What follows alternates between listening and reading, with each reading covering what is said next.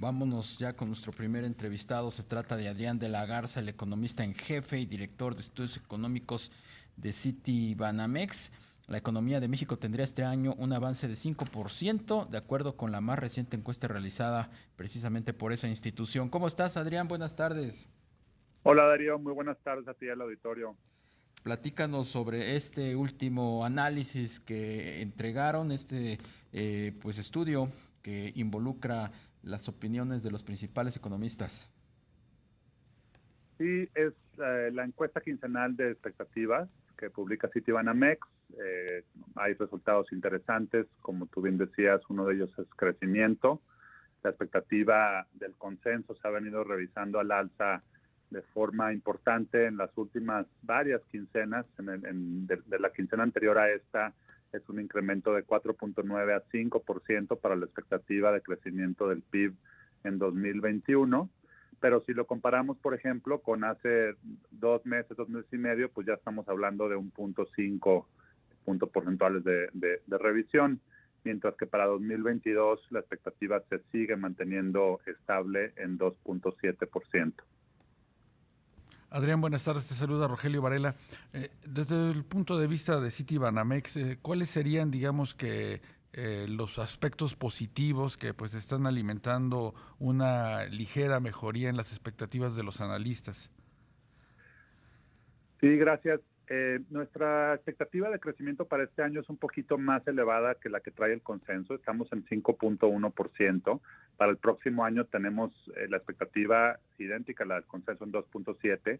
Y en nuestra opinión, el factor número uno que explica todas estas revisiones al alza y el hecho de que vayamos a terminar con un crecimiento posiblemente de 5% o alrededor de esos números, tiene que ver con la demanda externa. Vemos en Estados Unidos, sobre todo, este tema de la recuperación que se da por los paquetes fiscales tan cuantiosos que se han aprobado desde el año pasado, pero notablemente el de principios de marzo que tuvo lugar en ese país, pues es algo que ha venido dinamizando a la economía norteamericana de forma importante, y esto ha dado un consumo, un dinamismo muy importante en las manufacturas en aquel país, que desde luego tiene una incidencia favorable sobre nuestras exportaciones.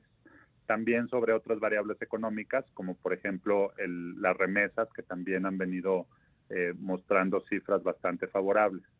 Y en el caso nuestro también, en una menor medida, pero también muy relevante, es el desempeño favorable que han tenido los indicadores de salud. Posiblemente preveíamos que hacia finales de abril, principios de mayo, pudiéramos haber visto una tercera ola en términos de contagios y de fallecimientos. No la vimos, afortunadamente, pero sí parecía que esa podría ser una tendencia, sobre todo a la luz de lo que estábamos viendo con el tema de las variantes y los contagios que se estaban dando en muchas economías de América Latina, la movilidad que se incrementó hacia principios de abril con el tema de la Semana Santa y la Semana de Pascua, etcétera. Pero últimamente no se materializó, y eso también me parece que, sobre todo viendo los indicadores de movilidad que han venido mejorando, esto tiene una incidencia positiva también sobre la demanda local.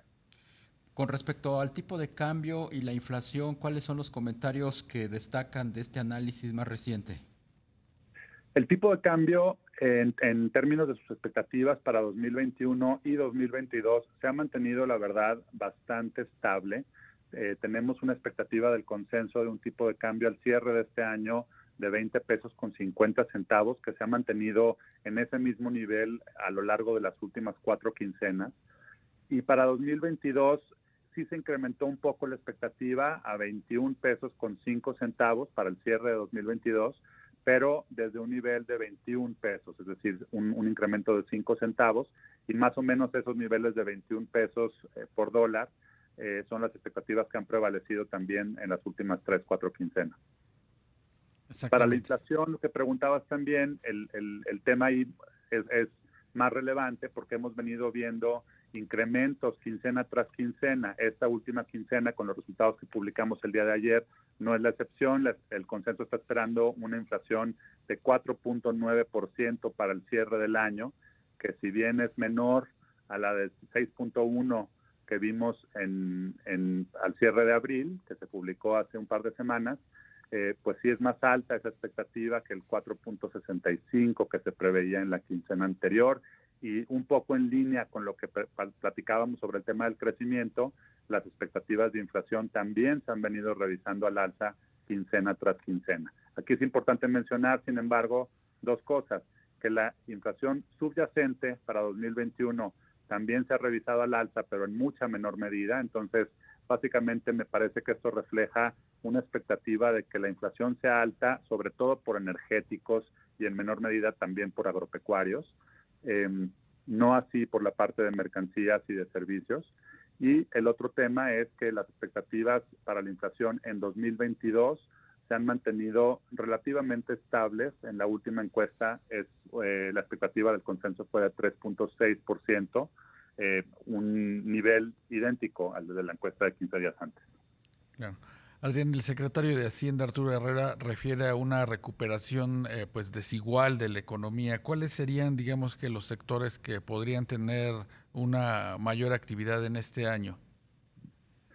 Pues es muy claro la recuperación que ha visto, por ejemplo, el sector manufacturas. En general, los sectores que están más vinculados con la demanda externa se han visto beneficiados, no nada más en términos de la actividad, de su producción, sino también en términos de empleo.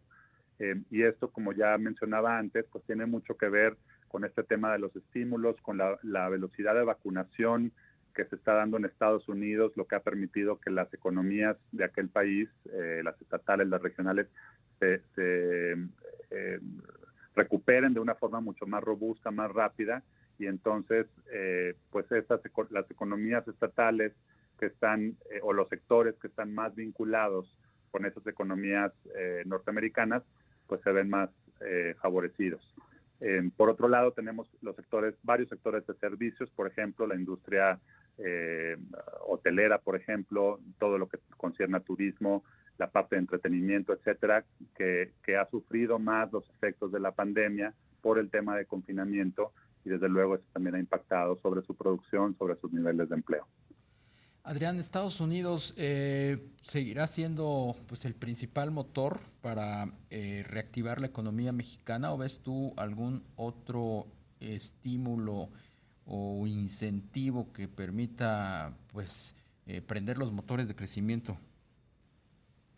En mi opinión, creo que sí. Creo que definitivamente el ritmo de recuperación de la economía norteamericana va a ser un factor incidente muy importante en la recuperación de la economía mexicana. Justamente en la revisión que hicimos recientemente de nuestro pronóstico de crecimiento de la economía en México a 5.1% para este año, tiene que ver, como ya comentaba, con el tema de las manufacturas. Estamos previendo que las manufacturas en aquel país crezcan a una tasa de 6.2%, superior a la que estimábamos antes. Entonces, me parece que este va a seguir siendo el motor de crecimiento a lo largo de este año.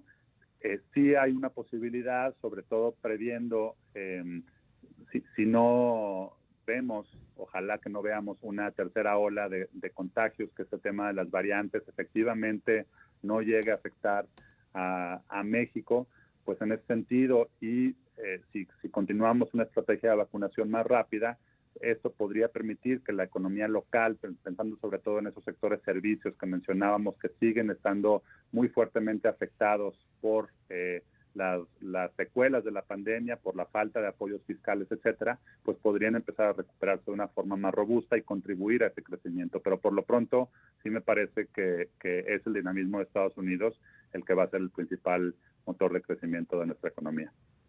Adrián, ¿y esta mayor dinámica económica que comienza a observarse también estaría reactivando la demanda de crédito? Hay muchas dudas al respecto entre los diferentes bancos.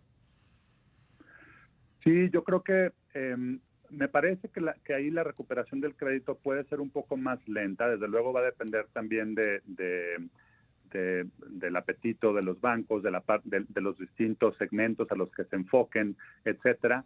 Pero lo que vemos, lo que está detrás de esto tiene que ver también con la recuperación del mercado laboral, y el mercado laboral hasta ahora se mantiene todavía muy, muy débil.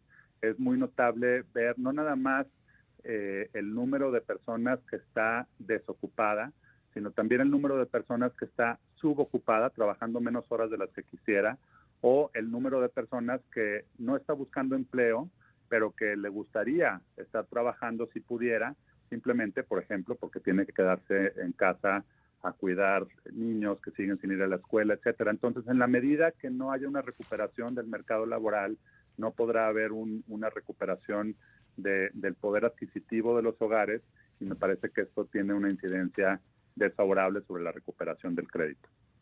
Pues Adrián de la Garza, economista en jefe y director de estudios económicos de Citibanamex, como siempre, muchas gracias por tomar la llamada. Muchas gracias, cuídense, saludos a ustedes, a su público. Igualmente.